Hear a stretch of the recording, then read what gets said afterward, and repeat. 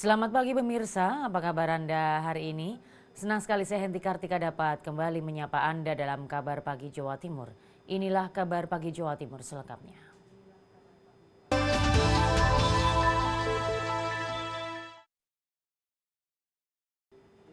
Diduga sopir truk mengantuk, seorang pengendara motor perempuan tersenggol hingga jatuh dan tewas di Probolinggo.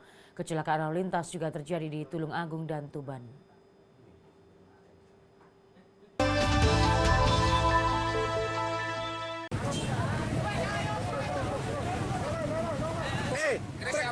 Kecelakaan maut terjadi antara motor dan truk di Probolinggo.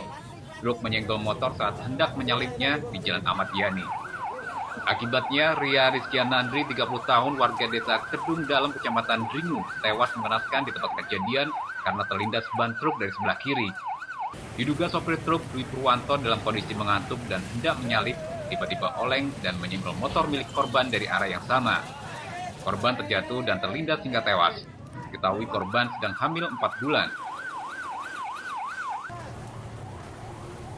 Di Jalan Jayeng Kusumo, Kecamatan Kedung Waru, Kabupaten Tulung Agung, Sumarji, 50 tahun, warga desa Ketanon, tewas mengenaskan saat menyeberang. Kakek yang mengendarai sepeda angin tabrak sepeda motor dan mengalami luka parah di bagian kepala. Kakek melaju dari arah selatan, tiba-tiba dari arah berlawanan, Suparno mengendarai sepeda motor melaju dengan kecepatan tinggi. Tabrakan tak terhindarkan, kakek tewas terlempar hingga 5 meter. Di jalur alternatif Bojonegoro Tuban, Dusun Mayang, Kecamatan Rengel, mobil pick-up pengangkut pekerja proyek terbalik. Akibatnya 3 orang tewas, sedangkan 27 orang lainnya mengalami luka-luka. 3 korban tewas, sementara 10 korban luka berat. Seluruh korban adalah warga desa Karanglo, Kecamatan Keret, Tuban. Mereka sedang dalam perjalanan menuju lokasi proyek saluran irigasi di desa Kanorejo, Kecamatan Rengel. Belum diketahui penyebab kecelakaan tersebut, diduga akibat kerusakan pada mobil yang mengalami remblong. Dari Probolinggo, Tulung Agung, Tuban, tim TV One menggambarkan.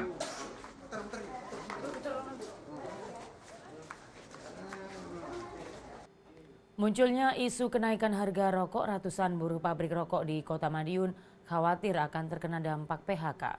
Sementara di Jombang, Asosiasi Pengusaha Rokok Indonesia (ASPRI) juga menolak rencana kenaikan cukai rokok.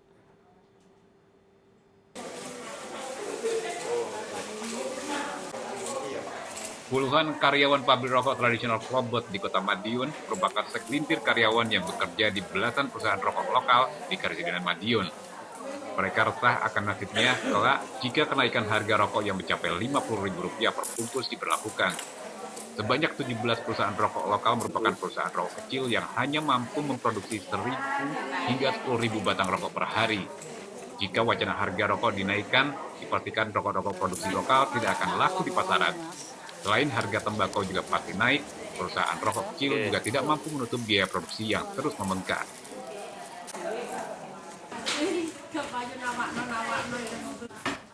Sementara itu, Asosiasi Pengusaha Rokok Indonesia (ASPRI) Jombang menolak rencana kenaikan cukai rokok.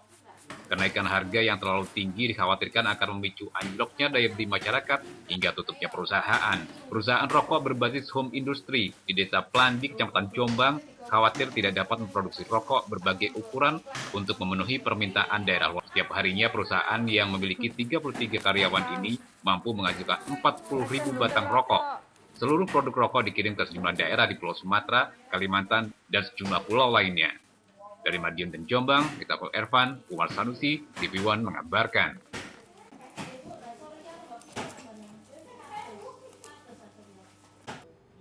Wacana kenaikan harga rokok belum berpengaruh terhadap para petani tembakau di Blitar. Harga tembakau relatif stabil. Sementara di Malang, petani resah karena daya beli masyarakat akan turun dan berdampak pada penjualan tembakau.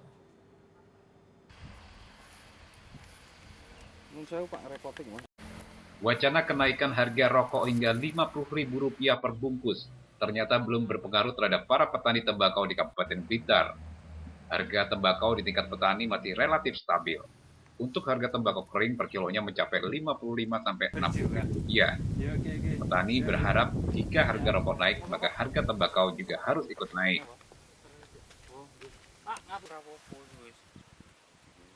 Sementara itu, sejumlah petani tembakau di Desa Jatigui, Kecamatan Sumber Pucung, Kabupaten Malang, resah dengan isu kenaikan harga rokok. Petani mengkhawatirkan daya beli perokok menurun hingga berdampak pada pesanan tembakau. Para petani juga khawatir kenaikan harga jual rokok mengakibatkan lesunya pasar sehingga berdampak pada harga jual tembakau. Harga tembakau saat ini berkisar Rp80.000 per kilogram untuk tembakau kualitas baik. Di Desa Jatigui, Berpucung, Kabupaten Malang, mayoritas warga menggantungkan hidupnya dengan bercocok tanam tembakau. Dari Blitar dan Malang, Yusuf Saputro, Heri Cahyono, TV One mengabarkan.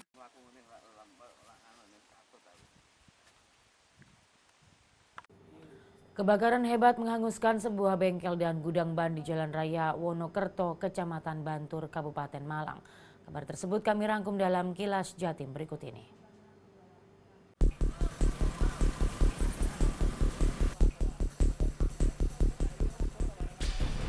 Sebuah bengkel dan gudang ban di Desa Wonokerto, Kecamatan Bantur, Kabupaten Malang, ludes terbakar.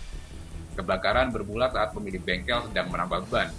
Tanpa diduga, api justru menyambar tumpahan bensin di sekitarnya.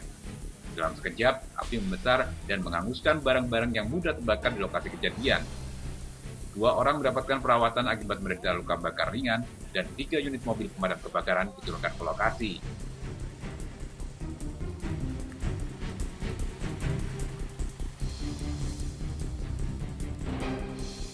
Wiji, 61 tahun warga Trenggalek, hilang di hutan Sugihan selama 5 hari. Tim Basarnas dibantu masyarakat setempat melakukan pencarian dengan menyisir dari 2 jalur berbeda. Tim Basarnas menyisir dari sebelah barat, di Dusun Timahan menuju ke Sumber Waru, sementara masyarakat dari sebelah timur di lereng Gajah Kepuk menuju Sumber Waru.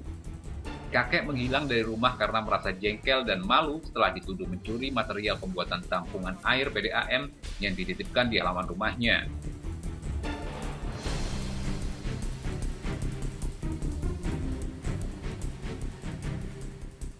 Badan Meteorologi, Klimatologi, dan Geofisika BMKG Jawa Timur menghimbau masyarakat waspada akan adanya fenomena alam, yaitu perbedaan tekanan massa udara yang membuat sejumlah daerah mengalami perubahan cuaca secara cepat.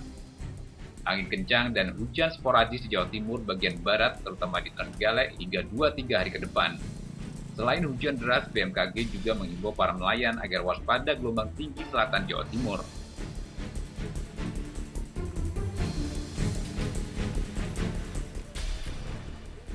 Sebanyak 113 dari 262 tower telekomunikasi di Kabupaten Bangkalan, Madura disegel oleh petugas Satpol PP lantaran masa izin sudah habis. Bahkan ada pula sejumlah perusahaan telekomunikasi sudah tidak memperpanjang hingga 9 tahun lamanya. Salah satu tower milik PT Sampurna Telekomunikasi Indonesia yang di dalamnya juga terdapat sejumlah operator seluler telah disegel.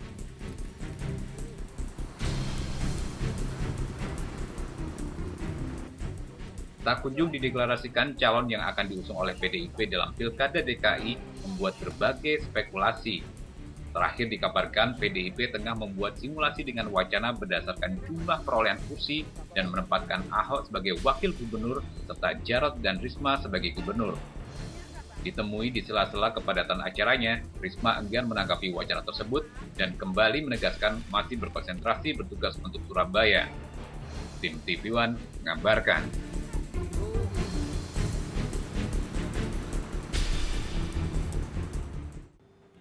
Kabar Bagai Jawa Timur akan segera kembali dengan informasi. 3 pengedar dan pengguna narkoba diringkus tim Buru Sergap Satuan Reserse Narkoba.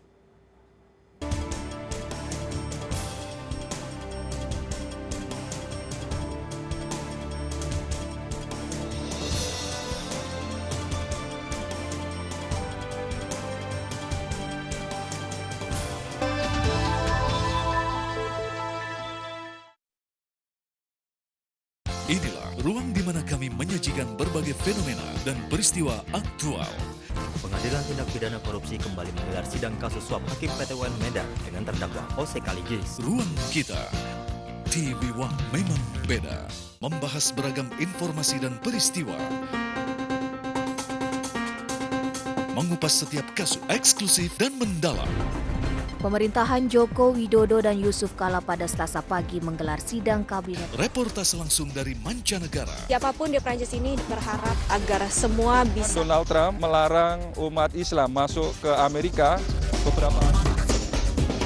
Saksikan kabar petang. TV One memang beda. Inilah program kriminal yang layak Anda simak. Telusur, menelusuri kasus lebih dalam. Menyingkap tabir, menguak peristiwa dengan kamera tersembunyi. Buka mata, lihat sekitar Anda. TV One memang beda. Gak boleh sebut nama, tunjuk aja orangnya. Mami nasi kuning. Suka ngutang nih, enggak. Ngeliat wajah Bang Elva atau karena lagunya? Mau diajarin not balok aja langsung diajakin makan. Gue mah aman-aman aja, Mon. Kenapa namanya Simon jadi temon ya? Lebih tepatnya Simpson. Ya, temon itu sebenarnya temannya monyet. 1 jam lebih dekat. TV One memang beda.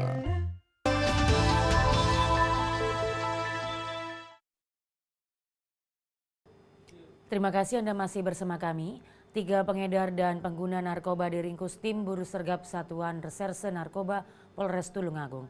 Berikut kilas kriminal selengkapnya.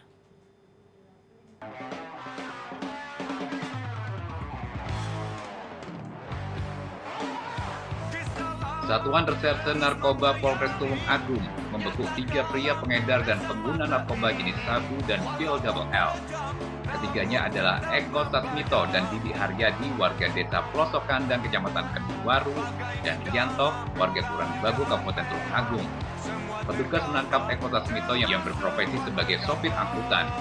Dari penangkapan tersebut, polisi melakukan pengembangan dengan menangkap Didi Haryadi yang pengedar sabu-sabu yang juga residivis dengan kasus yang sama. Sementara satu pelaku, Yanto, tertangkap di persimpangan jalan saat melakukan transaksi.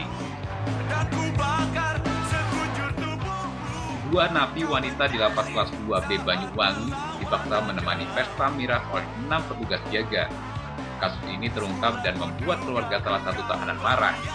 Pasangan suami istri Ponidi dan Sumila Berang mendengar anaknya berinisial AG bersama teman satu selnya yang merupakan tahanan lapas Banyuwangi dipaksa menemani pesta miras oleh 6 petugas jaga setempat. Mereka tak terima karena anaknya yang masih berstatus tahanan titipan Polres Banyuwangi dalam kasus narkoba diperlakukan tidak manusiawi. Pihak lapas Banyuwangi membenarkan kejadian itu. Dari Tulungagung dan Banyuwangi, Aris Tikno, Febir Tavia, Ibuan kabarkan.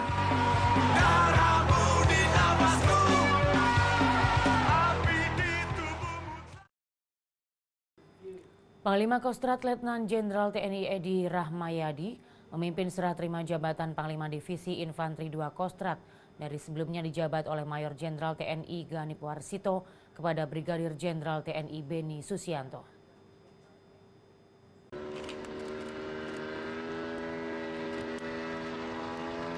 Serah terima jabatan Panglima Divisi Infanteri 2 Kostrat dilakukan di lapangan Sapta Marga Markas Kostrat Singosari, Kabupaten Malang. Sertijab disaksikan 600 prajurit dan beberapa undangan pejabat di Malang Raya. Serah terima jabatan ini diawali dengan penyerahan bendera pusaka dan dilanjutkan penyematan tanda komando serta penandatanganan dari pejabat lama dan pejabat baru. Pergantian ini adalah hal yang wajar dan biasa dilakukan dalam rangka regenerasi untuk penyegaran, untuk kebaikan dari semua yang ada, baik yang lama maupun yang baru. Kostrat memiliki tugas membina operasional yang sifatnya taktis. Pembinaan satuan membutuhkan pembinaan yang penuh. Divisi Infanteri 2 Kostrat harus memahami kemampuan menjadi prajurit profesional dan dicintai rakyat. Usai pelantikan diteruskan dengan berbagai atraksi yang dilakukan oleh para prajurit TNI Angkatan Darat. Dari Malang, Edi Cahyono, TV One mengabarkan.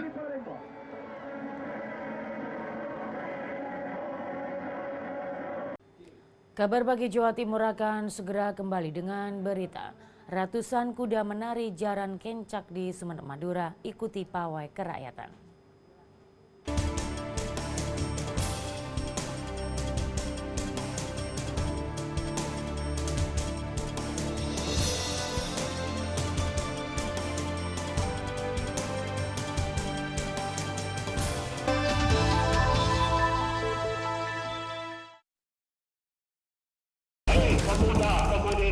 Sejarah perjalanan hidup Indonesia berbicara tentang kejayaan dan upaya Indonesia untuk merdeka. Peristiwa bersejarah terdokumentasi untuk generasi Indonesia. Bangsa yang besar adalah bangsa yang tidak melupakan sejarah bangsanya sendiri. Indonesia mengingat di TV One. Beragam berita yang terjadi hari ini. Menurut saya bukan menyerah. Sudah ada satu komitmen kami sama Bapak Sudiroso Kepala BIN. Reportase langsung dari lokasi kejadian. Pemerintah semakin agresif dalam kebijakan pengelolaan bahan bakar minyak atau BBM. Satuan angkutan umum harus berbadan hukum dan memiliki izin sebagai angkutan umum. Saksikan kabar siang. TV One memang beda.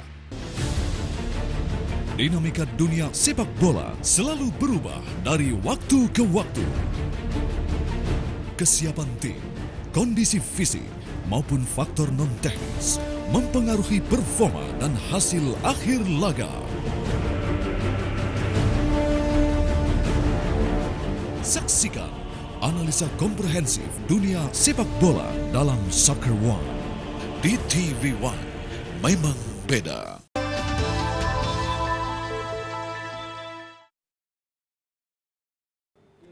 Pemirsa, pernahkah Anda melihat klinik kereta api keliling? Di Gresik, gerbong kereta api disulap menjadi klinik kereta api keliling mirip rumah sakit VIP. Real klinik tersebut pertama kali di Indonesia, didesain untuk melayani kebutuhan medis penumpang. Di sini rumah kita. Inilah dua gerbong bekas kereta api KRD di stasiun Cerme, Gresik yang disulap PT KAI menjadi rel klinik atau klinik kereta api berjalan.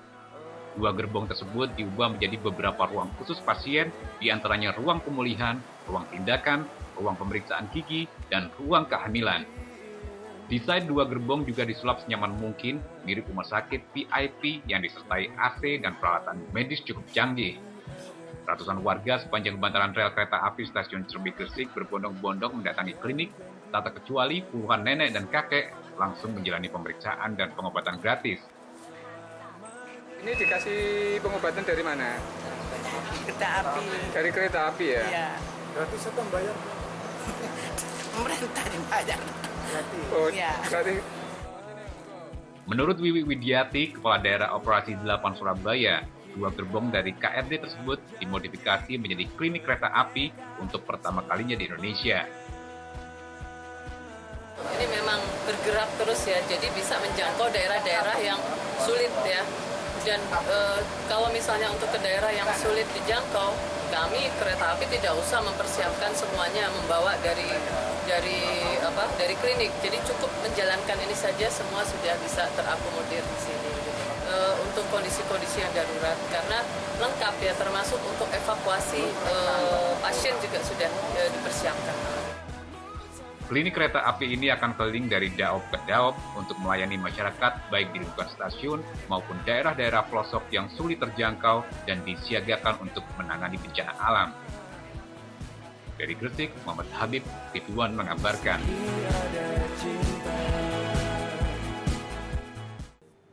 Semarak HUT RI ke-71 masih terasa di sejumlah daerah di Jawa Timur. Di Probolinggo, puluhan santri pesantren Nurul Islam menggelar lomba sepak bola api.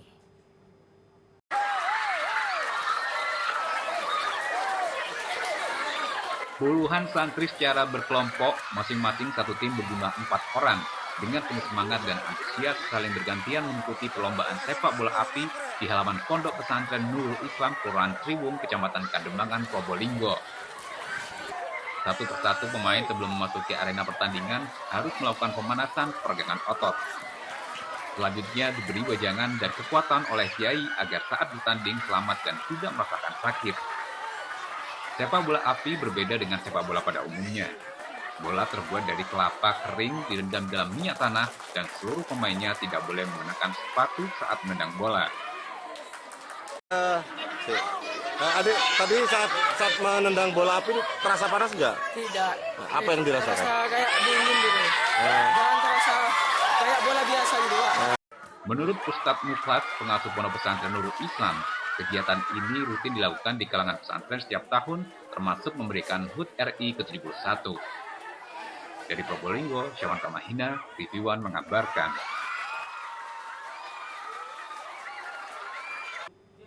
Ratusan kuda menari atau jaran kencak di Sumeneb, Madura mengikuti pawai kerakyatan dalam rangka menyemarakan HUT RI ke-71. Peserta pawai berdandan ala pengantin diiringi tetabuhan berupa sarunin dan musik uldaul.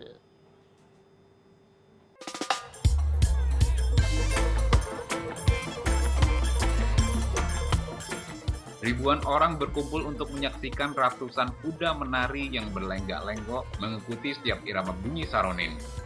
Kuda-kuda sekali-kali beratraksi dengan mengangkat kedua kaki depannya. Selain saronin, grup musik uldaul juga mengiringi ratusan kuda menari ini. Mayoritas para peserta pawai kerakyatan mengenakan baju ala pengantin berupa prajurit melati. Para peserta yang menunggangi kuda pun mengikuti hentakan kaki kuda menari. Peserta pawai juga berdandan ala tokoh legendaris rakyat Madura, Yani Paskera. Jadi budaya kita rata-rata kita ibaratnya adalah prajurit gitu loh Pak ya. Karena ini kan pawai budaya juga pawai kemerdekaan. Jadi masyarakat kita bebaskan untuk berkreasi, mau menggunakan baju apa, mau memamerkan apa silahkan gitu loh Pak. Masyarakat dan kepala desa beserta seluruh instansi itu sebagai bentuk rasa syukur dan kebanggaan kita untuk merayakan, memeriahkan hari ulang tahun kemerdekaan. Warga yang menonton pawai ini sangat terhibur dengan ratusan kuda menari yang diiringi oleh musik uldaul dan saronen. Dari Sumeneb, Kars Afif, TV One mengabarkan.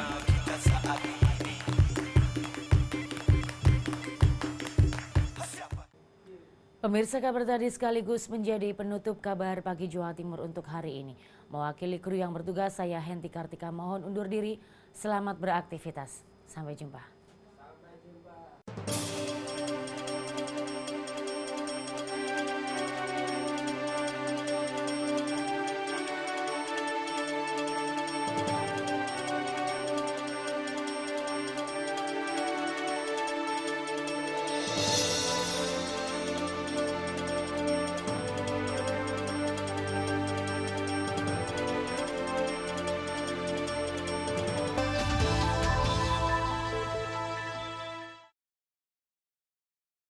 Inilah ruang di mana kami menyajikan berbagai fenomena